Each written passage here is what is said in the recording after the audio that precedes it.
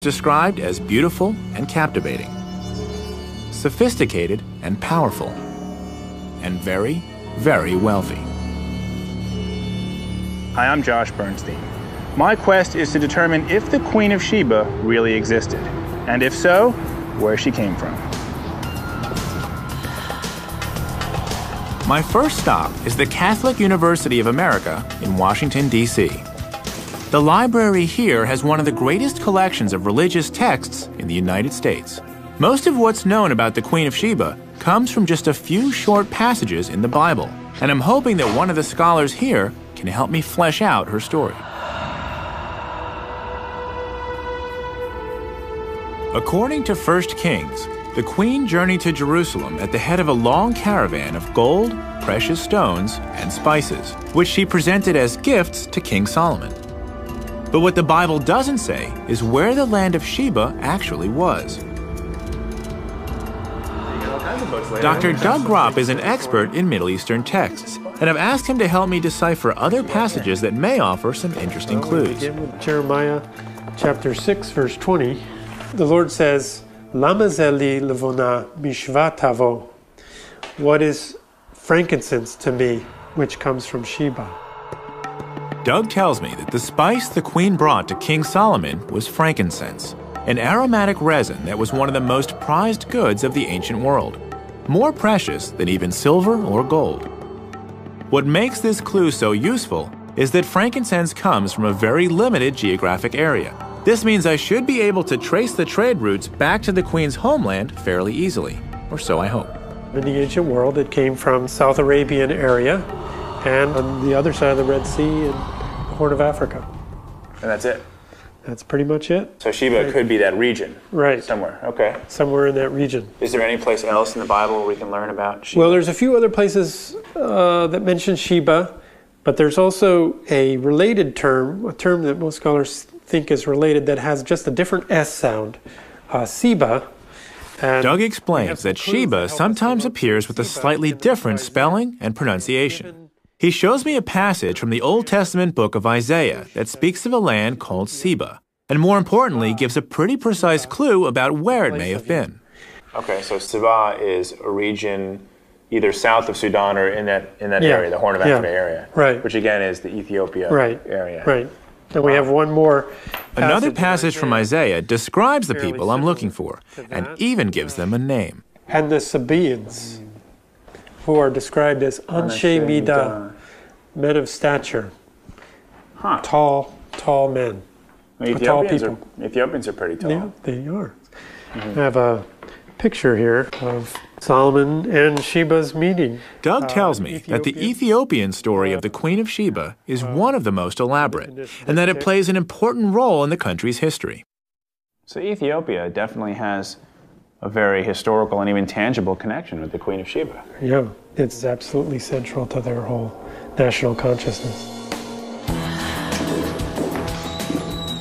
So the Queen of Sheba may have been from Ethiopia, or she may have been from South Arabia. But based on what I just heard, it sounds like Ethiopia has a slight advantage. So it looks like I'm going to Africa. I hop an Ethiopian Airlines flight across the Atlantic to the Horn of Africa.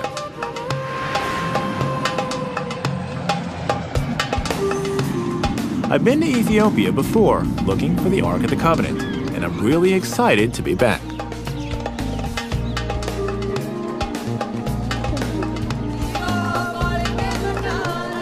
I start my search for evidence of the Queen in the northern highlands of the country, in a sleepy village with a very promising local nickname. This is the town of Lalibela. It's also called the New Jerusalem, and is considered by many to be the holiest place in Ethiopia. But is there a connection between this Jerusalem and the Jerusalem visited by the Queen of Sheba? Let's go find out. At first glance, the town doesn't bear much resemblance to Solomon's capital. But there's an elaborate complex of churches here that give the place its holy status and famous nickname. To help me learn the lay of the land, I'm meeting up with Asnake Hubete of Addis Ababa University. Okay, so I've heard that this place is called the New Jerusalem. Yes, you see, in Ethiopian tradition, it is said to have been that King Lalibela, in order to minimize the journey of Ethiopians to Jerusalem, he was said to have Asnaki explains that Lalibela is a pilgrimage site modeled on Holy Jerusalem, the same city where King Solomon first impressed the Queen of Sheba with his wisdom. Could this place be part of that legacy? As we come upon the first of the churches, it becomes clear just how inspired Lalibela was. The site is made up of 11 churches, all carved seamlessly from the mountain bedrock, complete with windows and doors. Over the centuries, hundreds of thousands of souls have come to pray here. Even now, it's a thriving center of faith. Everywhere we go, we pass monks and nuns who are immersed in prayer, oblivious to our presence. As we pass through one of the dozens of tunnels and passageways on our way to the most sacred of the churches, Asnake fills in the details of the Ethiopian version of the Queen of Sheba legend. Ethiopians believed that from northern Ethiopia, Queen of Sheba, she went to Jerusalem to visit King Solomon. The story that Asnake tells me begins the same way as the biblical tale I heard in Washington. The queen, at the head of a caravan of jewels and incense, journeys to Jerusalem to pay her respects to Solomon. Once in Jerusalem, though, the Ethiopian version takes a very different turn. King Solomon went to sleep with her because of her beauty and her fame, but she refused. According to the legend, the queen resisted Solomon's efforts to seduce her. He promised to leave her be, so long as she agreed not to take anything belonging to him. He then set a trap. Solomon served the queen a lavish feast of spicy, salty food, but offered her no water to drink. Forbidden from asking him for anything, she went to bed with her thirst unquenched. Solomon's trap was set. In the dead of night, the queen awoke, desperately thirsty. She searched the palace for water, but the only pitcher had been placed next to the king's bed.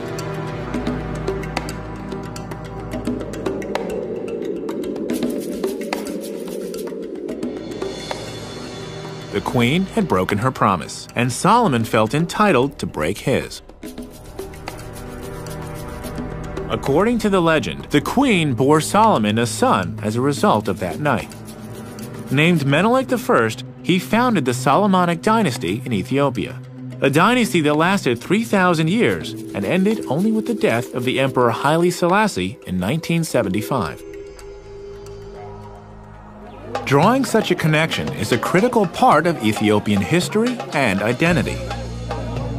By tracing their descent to Solomon through the Queen of Sheba, the Ethiopians thus become children of Israel and among God's chosen people. The spiritual importance of this New Jerusalem is even more apparent once we reach our destination, the most dramatic church in all of Lalibela. Carved into the shape of a cross, Bet Georgos, or the House of St. George, was the last of the churches to be constructed. The elegant workmanship and fine detail speak to the extra care that was taken in carving it. As we descend through the winding trench towards the entrance, I can't get over how incredible this place is. What's amazing is that a lot of the stone that they had to remove to make those temples had to go out these narrow corridors. Look at how narrow that is.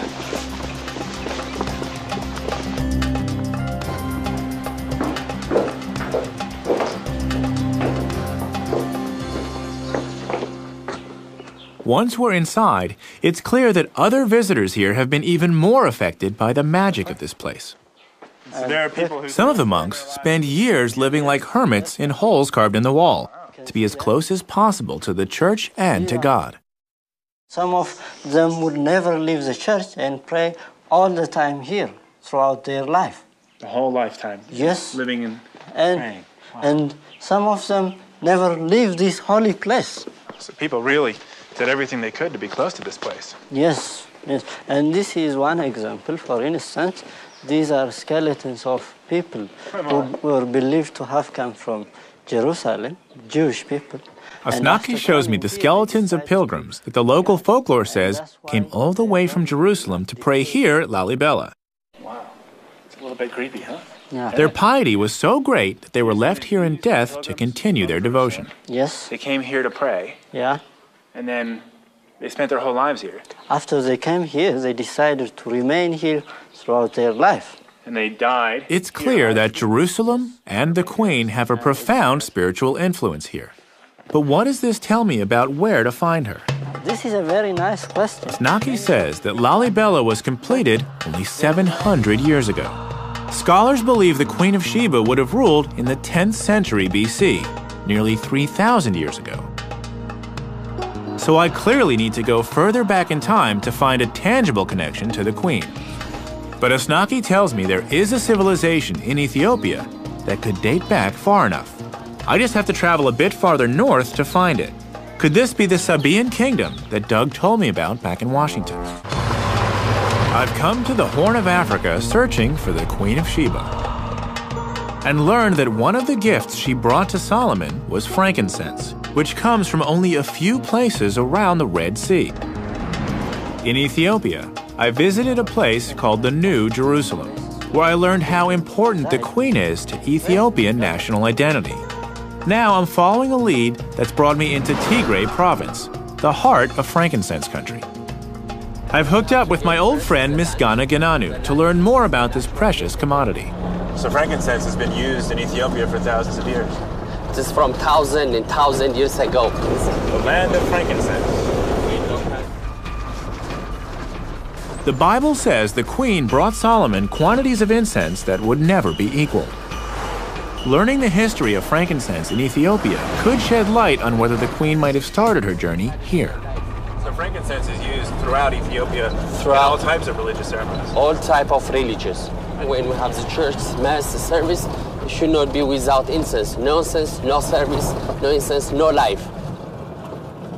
And now we're going to go see how it's actually Now done. it is the same way of the doing from old tradition until now. So the process hasn't changed too much. Not too much. Everything is doing by hand. Here is We've come to the town of Shire, where frankincense is still processed in the traditional way for sale throughout Africa and the Middle East. Working in this building inside.